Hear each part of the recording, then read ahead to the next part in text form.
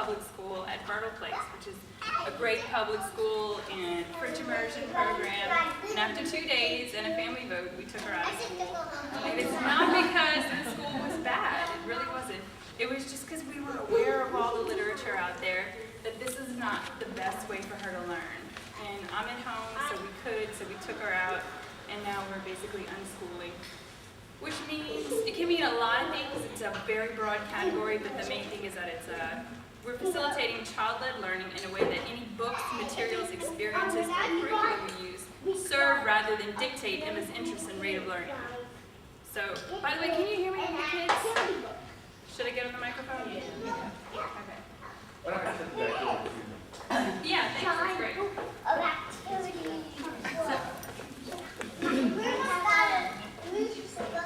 Okay, my husband's micromanaging me and asking me to introduce us, which is right here in my note, introduce us. The very next thing I was going to do. So, I'm Nichole Stanford, this is my husband Francesco Crocco. We both have PhDs in English. He's a professor in Manhattan Community College there, and I'm writing from home right now in Lafayette with the kids. And Emma's back there, she's 5, Jacques is 3, and Giuseppe is sleeping in the corner with my sister there, and he's 6 months old. So that's us. Thank you. Thank you, baby. Welcome to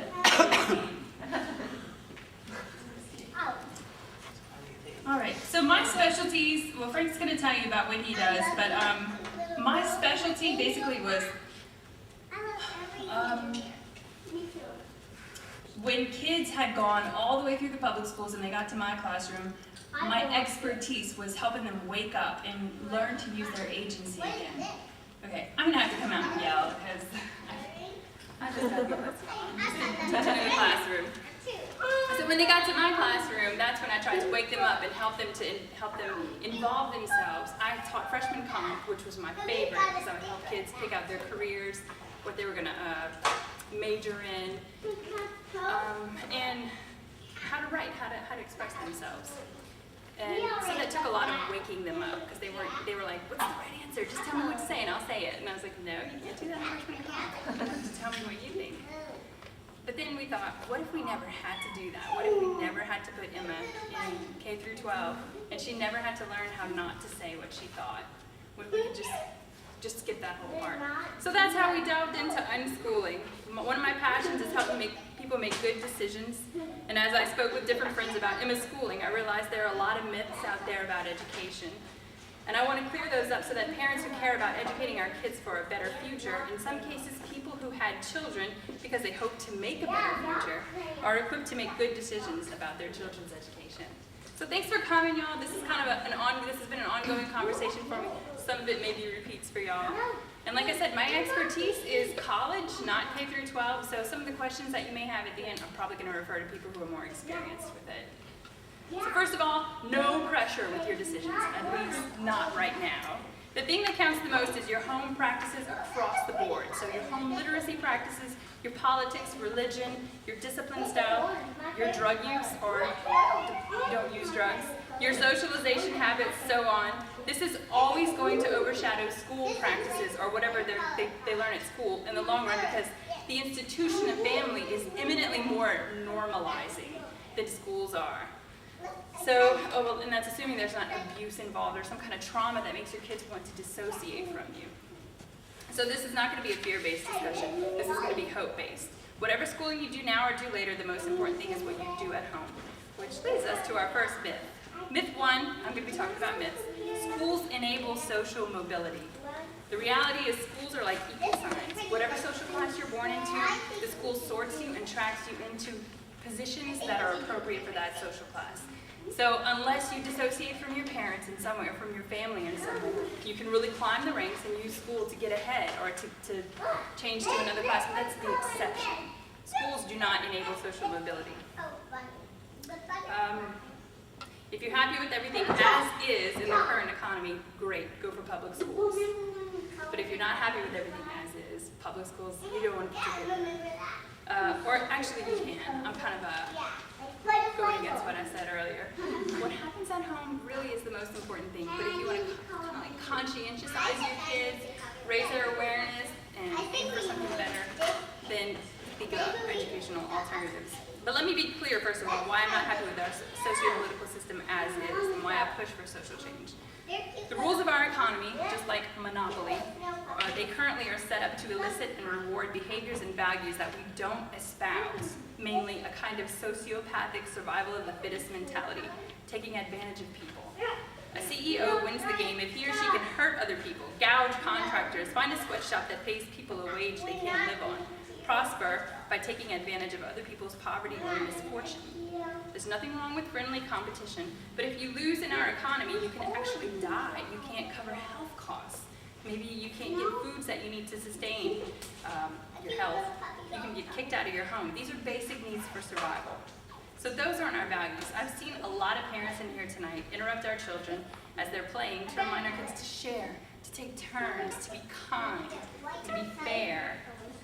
So our values are not programmed into the rules of our economy.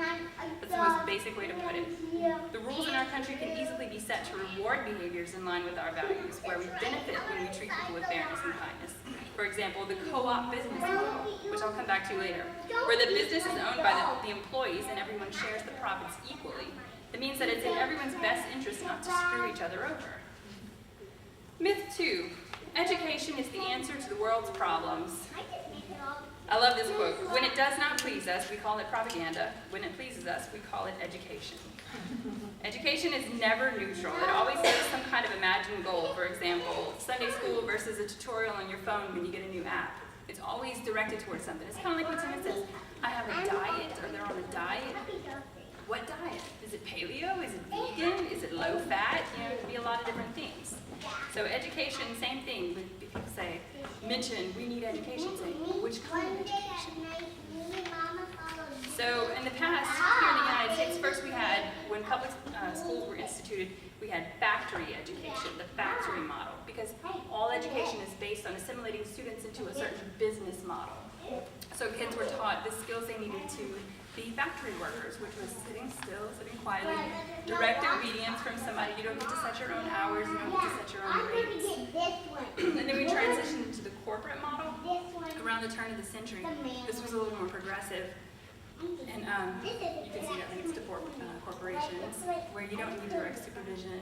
We have a lot more white, gray-collar workers than white-collar workers. But now we're kind of transitioning back to a factory model, oddly enough. And that's everyone who calls out for back to basics. We're going back to the factory. That's the factory model. We need to go back to the basics. Everyone needs to learn obedience. So more important than the content is the socio-pedagogy of the classroom, the relationship between the teacher, the material, and the student. It's always a business model, training students how to relate to bosses or to be bosses when they join the workforce. So all the things that people complain about in public schools, and I really don't want to bash public schools because I'm glad we have them, and I'll talk about that later.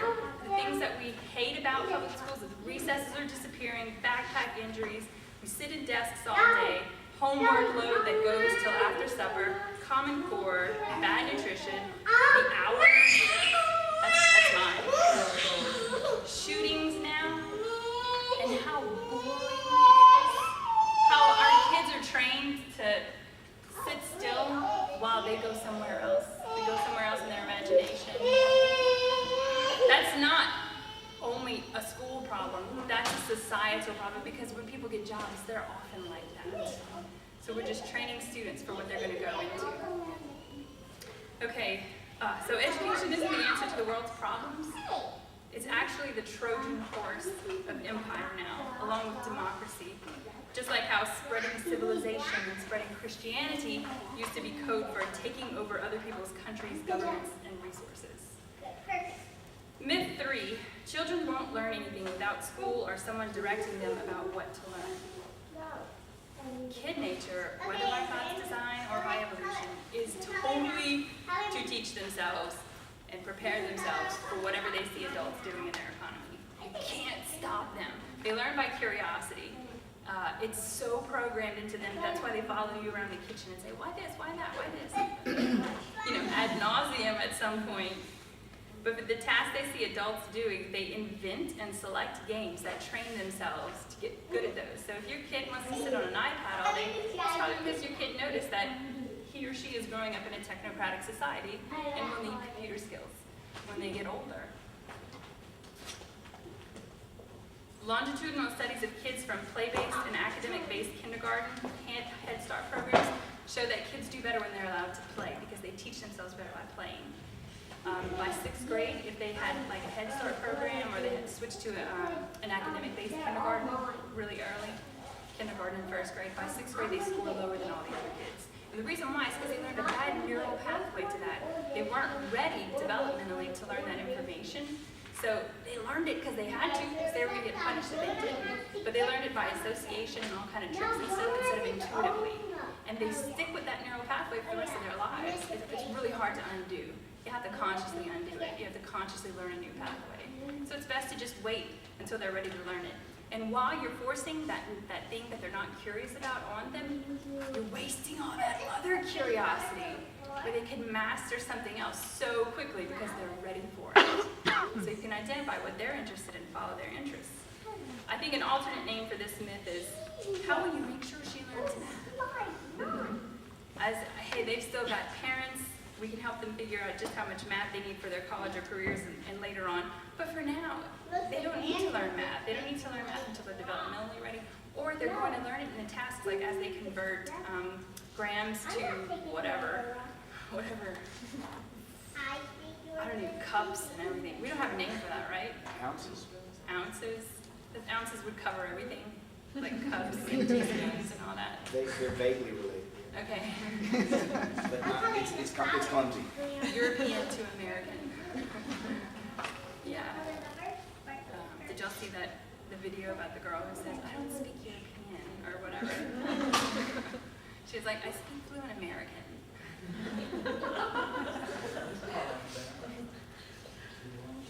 All right, so they'll learn as much math as they need along the way, and then they can specialize later. I'm covering a whole lot of stuff right up just to get through this, and then I'll take questions at the end, and like I said, I'm going to be directing questions to other people. So, put a note in your phone or something if I skipped over something big. Okay, another myth, children don't know what they want. You have to make their educational decisions for them. This is true and false. They know what they want, but they don't know the best way to make decisions, which is why you should let them practice in low-stakes situations. So, here are more studies. I love studies because I'm an academic. Studies have proven that interests don't really change from childhood. So this will allow, okay, let's put it this way. Have you read the book Outliers? In order to be an expert in something, you need to have about 10,000 hours in it. Okay, so if you let your kid pursue their natural curiosity, they're going to wind up studying probably a field. Maybe they can't select a career right at the beginning, but they can select a field of interest. And they're going to wind up being an expert probably 3 times over, 30,000 hours, by the time they're ready to go to college, if they choose college or whatever they choose. So, and they can specialize later. So, I would say, worst case scenario, if they don't know what they want, let them waste 4 or 5 years thinking they want to be an actress while they're small or while they're in high school, instead of when they're paying college tuition. Let them make those mistakes then. But I think there's a bigger thing here. And I would call this is the invention of childhood, which happened around the British Romantic era time. Have you ever heard of the idea that teenagers are an invention in American society? Okay. Yeah, so this period where you're not quite an adult, not quite a child, you get to have fun, no responsibilities. That was invented in like the 20s. Childhood was invented in the 1700s. Before then, children were just small people, and they were allowed to make decisions. Whatever they said mattered. If they said, I'm not hungry, you just go, oh, okay. But now we go, yes, you are. You're hungry. I know you're hungry. Or if they say, but I'm not tired, we go, I know, you're tired. It's 8 o'clock. You should be tired right now. You don't know. You don't know what you feel. They fall down and hurt themselves and say, you're okay. Stop crying. You're okay. We're constantly telling them what they really feel. We're overriding their experience because it's not that we don't trust, but like, this is what has happened since childhood has been invented. It's the infantilization of children. Are you familiar with this term, infantilization? Okay, I love this because this is behind post-colonial studies. It's the kindest way that we can conquer people. we're like, well, their brains are small, so they can't rule themselves, so we're going to conquer them because we love them. And we're going to spread something, you know, civilization or education or whatever to them, and we're going to help them when we conquer them. And it's the same thing that people have told women, you know, for years. Oh, don't worry, you're pretty little head about politics. Oh, let me make this. You don't want to get into this. Come on, just go put on some makeup. Well, this is what we do to children. We say, no, they're not infants. They're not infants after they're not infants, but we infantilize them. We say, no, you need to have a magical childhood. You shouldn't worry about these things yet. So we might do it in an authoritarian, domineering way on one side and say, no, because I told you, because I know better. Or we might do it the other error, which I think a lot of unschoolers can fall into, where we go, but childhood is a magical time. You shouldn't learn math yet. You shouldn't read yet. Or you just need to go play barefoot in the woods and, you know, not think about it. And people do need that, but if you tell a child that, who's interested in politics or who's interested in whatever, acting, you're still taking over their personal authority.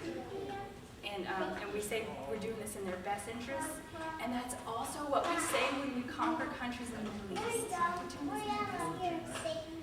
So I think it's really important for us to start paying attention to what our kids say, what they're interested in, and let them pursue those studies. Let them fail. Where else do you want them to make mistakes than at home living with you? Maybe the lesson they're going to learn is, I want my parents' advice. Awesome. And they can take that with them forever. All right. Myth. I'm not qualified, organized, smart enough to do homeschool. The awesome thing about unschooling is kids will teach themselves, so there's no pressure to be a good teacher.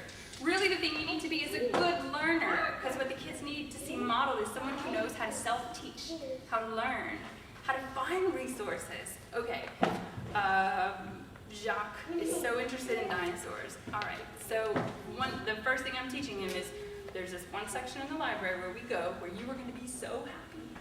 So that's one way he already knows how to educate himself. And he's learning that he can find things on the internet, through YouTube or whatever, movies, Netflix. So the best model is to teach them how to teach themselves by us modeling, being enthusiastic about what we do. In order to teach, you just need to be able to learn, to know how to teach yourself. And the awesome thing is that if you're learning alongside your child, let's say they get to, 12 or whatever, and they're ready to learn trigonometry. Well, the cool thing is, like, you've been building up to that learning alongside them all along. So you have the basics with them, plus you have 20 or 30 years on them, so you're going to get it a lot faster than they will, probably. But if not, you can call in a specialist. They can go to school. They can get online classes. There are a lot of things they can do. And if they choose to attend school, that's fine. That's still unschooling if it's curiosity-based. But overall studies still show that homeschoolers test higher, even if their parents don't feel equipped for this. And I want to use an example that Heather's husband. Are you Heather's husband? I better be. Okay. Well, I wanted Who to have you meet been shitting? Well, I wanted to meet you because I read your essay. Someone sent it along to me. And I love the example that you gave. I wish I could have met you earlier, so I wasn't just like, and Heather's husband. The example of covering versus learning. So in the classroom, you may cover a lot more, but if you can retain it, I'm going to say no, because if you see, are you smarter than a fifth grader? Nobody is smarter than a fifth grader. Nobody remembers all of that, because you covered it, you didn't learn it. And I came across this number a while back. You can learn all 12 years of school in 18 months. And if that's not correct, let's say really it's 3 years or something, that's still really different from 12 years. Okay, myth. Homeschoolers will grow up awkward and incapable of socializing normally. Well, I'll just go over these quickly. As recesses increasingly disappear and children aren't allowed to talk during lunch and while they wait for pickups, it's possible that homeschoolers are going to socialize a little better than kids at school. Plus, they're socializing with all ages. They're not segregated by age, which is unnatural. Anyone who grows up, that's actually awkward socialization. Myth, technology is bad, books are good. I call this the cult of books. Books are actually a technology. things that we complain about technology, people used to complain about books the same way. You're just stuck in a book. You need to get out and play. Where are you going to get in life with that? You know, what else do people say? Oh, you're going to hurt your eyes, right? Don't do that in the dark. It's not harmful. They'll balance it out. Maybe they'll glut themselves on it at first, but I think they'll balance it out. If you fill the iPad or whatever with worthless apps, it could get bad. It's kind of like, you know, we give our kids healthy choices, healthy, real choices. If you make it the forbidden fruit, it could be bad. EMFs are something to consider. I just want to throw this out.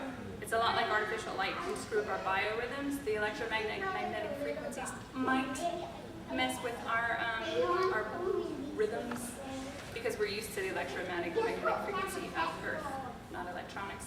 So you can just protect your kids for now, you know, just in case. Myth: homeschooling will keep your kids from assimilating unthinkingly into the current economy. Actually, homeschool is the perfect business model for a rising sector in the current economy, freelancing. In this business model, it's the same work as in the corporate model, but all the costs belong to the worker now instead of the company. You pay for your own materials, training, workspace, travel expenses, healthcare and benefits, and you work from a remote location. No longer an employee for a company with a guaranteed income. You are an independent contractor competing to underbid other contractors. So homeschooling, especially really rigorous, brainy, Head Start, traditional, intense homeschooling, fits right into the current economy.